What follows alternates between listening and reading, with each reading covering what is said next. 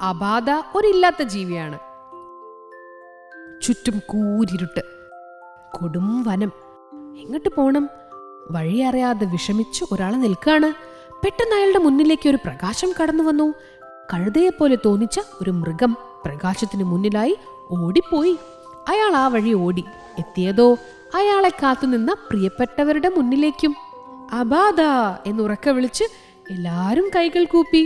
കോങ്കോയുടെ പുരാണങ്ങളിലും നാടോടി കഥകളിലും പ്രചാരത്തിലുള്ള ഒരു വിചിത്ര ജീവിയാണ് അബാദ. അപകടങ്ങളിൽ രക്ഷിക്കുന്നവനും വഴികാട്ടിയും പ്രതീക്ഷയുമാണ് അവർക്ക് അബാദ. സുഡാനിലും ഈ ജീവിയെക്കുറിച്ചുള്ള ധാരാളം കഥകളുണ്ട്. ഒറ്റക്കൊമ്പുള്ള കുതിരയാണ് യൂണിക്കോൺ എന്ന് നിങ്ങൾക്കറിയാലോ. യൂണിക്കോൺ പോലെ തന്നെയാണ് അബാദയും.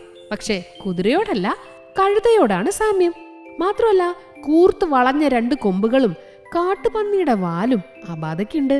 അബാദയുടെ കൊമ്പുകള് ഏത് കൊടും വിഷത്തിനും രോഗത്തിനുമുള്ള മരുന്നാണെന്ന് വിശ്വാസമുണ്ട് കേട്ടോ. അബാദ എന്നുള്ള പേര് ചരിത്രത്തില് വേറെ പലയിടത്തും കാണാനാവും. 16-ാം നൂറ്റാണ്ടില് പോർച്ചുഗീസ് രാജാക്കന്മാരും പിന്നീട് സ്പെയിനിലെ ഫിലിപ്പ് രണ്ടാമനും ഓമനിച്ച് വളർത്തിയ ഇന്ത്യൻ കാണ്ടാമൃഗത്തിന്റെ പേര് അബാദ എന്നായിരുന്നു അത്രേ.